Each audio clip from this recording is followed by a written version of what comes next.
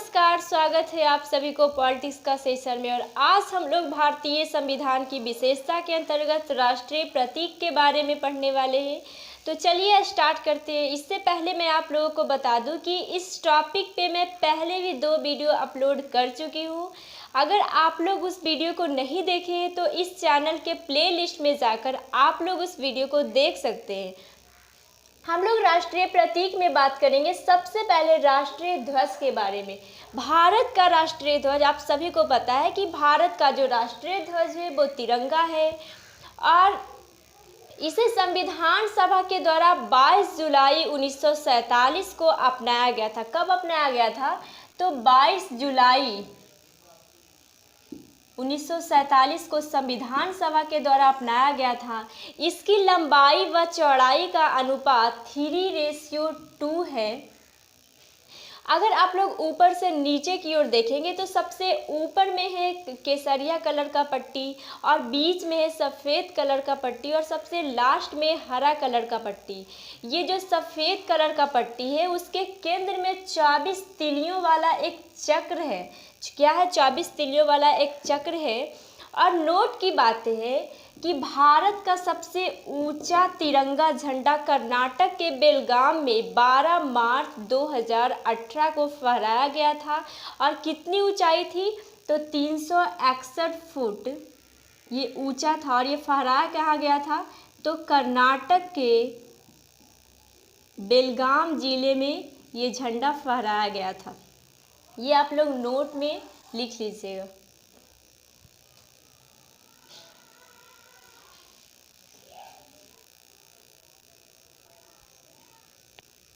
अब हम लोग देखेंगे राष्ट्रीय चिन्ह यानी नेशनल इम्बल्स के बारे में। तो भारत का राष्ट्रीय चिन्ह सारनाथ के अशोक स्तंभ से लिया गया है। और ये जो स्तंभ है उसमें 4 सिंह है जो एक दूसरे की ओर पीठ किए हुए खड़ा है। सिंह क्या है? तो सिंह है जो साहस और निर्भीकता का प्रतीक होता है। और ये जो स्तंभ है उसी में एक पट्टी है और पट्टी में एक धर्म चक्र है। क्या है? ये पट्टी है उसमें धर्म चक्र है और इस चक्र में 24 तिलियां हैं। क्या है? चक्र में 24 तिलियां हैं जो 24 घंटे का प्रतीक है। ये 26 जनवरी 1950 को 26 जनवरी 1950 को भारत सरकार के द्वारा भारत का राष्ट्रीय चिन्ह को अशोक स्तंभ की मान्यता दी गई। 26 जनवरी 1950 को भारत सरकार के द्वारा ये भारत के राष्ट्रीय चिन्ह को अशोक स्तंभ के रूप में अपनाया गया। और जो ये चक्र है चक्र के बाईं ओर एक साढ़ है जो भारत को कृषि प्रधान अर्थव्यवस्था होने का प्रतीक देता है।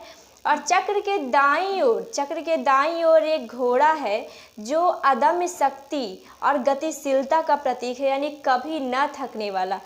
और बोल रहा है कि फलक के नीचे मुंडकोपनिषद का सूत्र वाक्य सत्यमेव जयते देवनागरी लिपि में लिखा गया है जिसका अर्थ होता है सत्य का ही विजय है। अब बात करेंगे राष्ट्रगान के बारे में।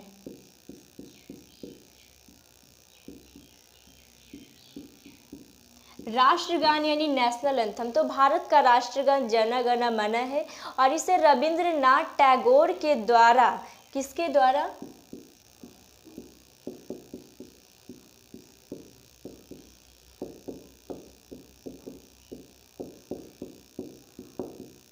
इसे रविंद्रनाथ टैगोर के द्वारा बंगाल भाषा में रचा गया था।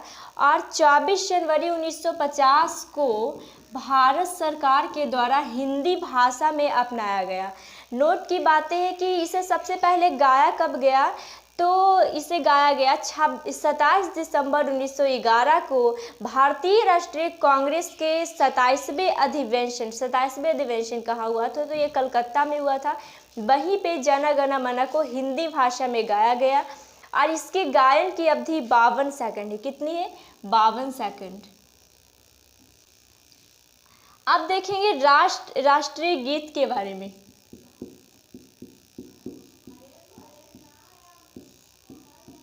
अब बात करेंगे राष्ट्रीय गीत यानी नेशनल सॉन्ग के बारे में। तो भारत का राष्ट्रीय गीत वंदे मातरम है, जिसे बंकिम चंद्र चटर्जी के द्वारा संस्कृत भाषा में रचा गया था और इसे भारतीय राष्ट्रीय कांग्रेस के 12वें अधिवेशन भी कलकत्ता में हुआ था, वहाँ गया था। और कब गाया गया था? 1986 ईस्वी में गाया गया था राष्ट्रीय गीत को।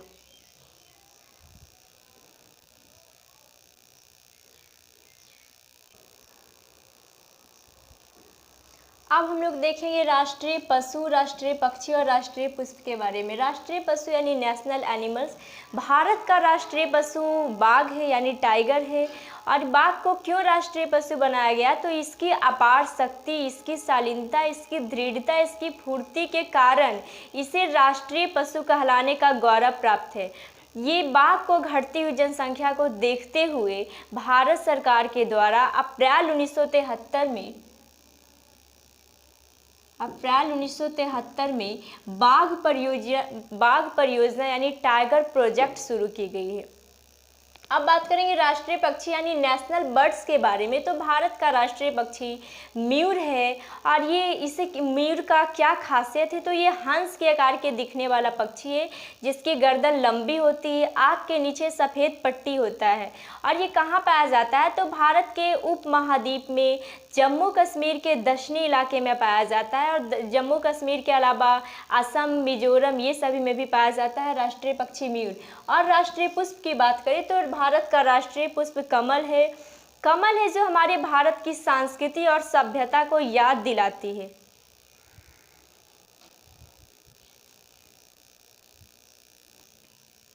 अब बात करेंगे राष्ट्रीय वृक्ष यानी नेशनल ट्री के बारे में। तो भारत का राष्ट्रीय वृक्ष बरगद है और इसे अमर माना जाता है, क्योंकि जब इसके जड़ें भी काट दी जाती है फिर भी ये न्यू टहनियाँ का निर्माण करता है। और राष्ट्रीय फल, भारत का राष्ट्रीय फल आम है और ये उष्णकटिबंधीय देशों का फल है। सबसे पहले माना जाता है कि अलेक्जेंडर और चीनी यात्री हेन सांग ने इसका स्वाद चखा था। और ये आज से ही नहीं बल्कि ये अनादि काल से ही आम क्या है? भारत का राष्ट्रीय फल के लिए प्रसिद्ध है।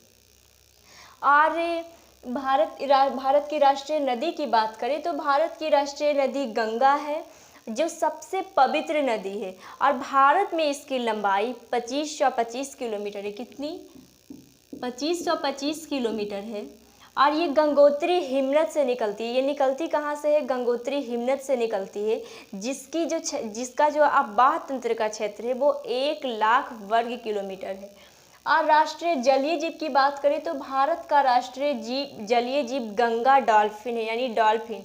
और इसे भारत सरकार के द्वारा 5 अक्टूबर 2009 को ये राष्ट्रीय जलीय जीव के रूप में घोषित किया गया। इसीलिए प्रत्येक वर्ष 5 अक्टूबर को ये डॉल्फिन दिवस के रूप में मनाया जाता है। कब? 5 अक्टूबर को डॉल्फिन दिवस के रूप में मनाया जाता है। और भारत सरकार के द्वारा 5 अक्टूबर 2009 को जलीय जीव घोषित किया गया था।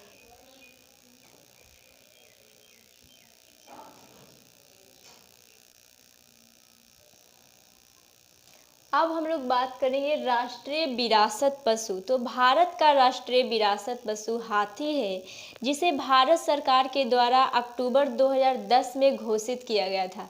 लेकिन इसे वन्यजीव बोर्ड के अनुसार 22 अक्टूबर 2010 को अपनाया गया था। नोट की बात है कि हरियाणा, कर्नाटक व झारखंड का भी राजकीय पशु हाथी ही है। कहाँ कहाँ का? हरियाणा,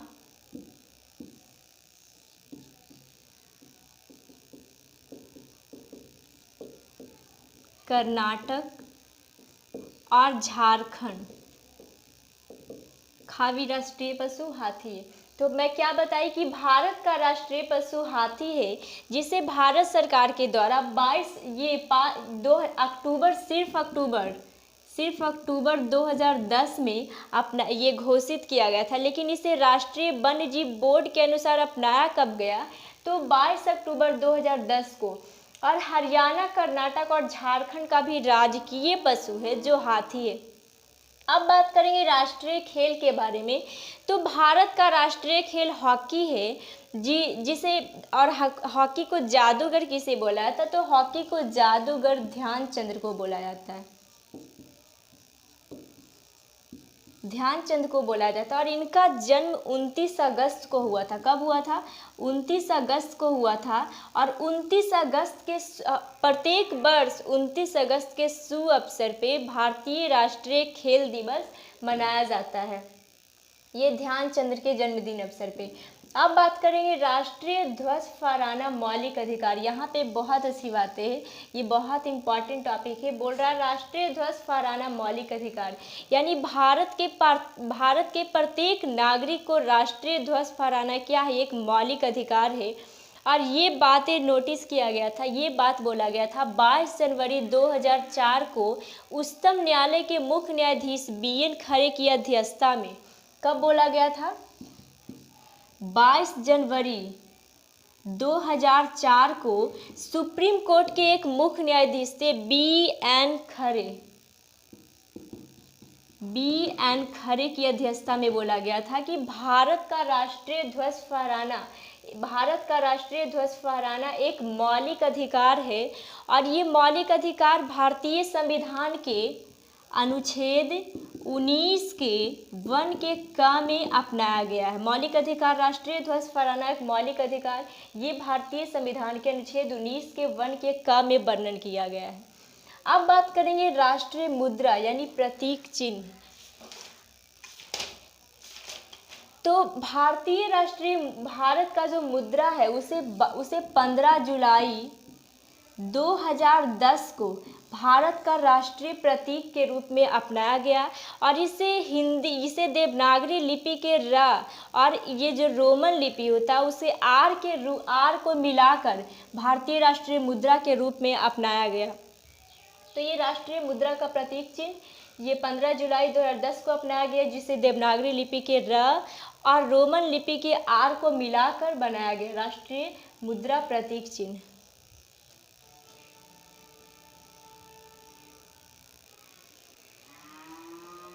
अब हम लोग बात करेंगे एक मेन इम्पॉर्टेंट टॉपिक अशोक चक्र, जिसे संसदीय भव चक्र भी बोला जाता है।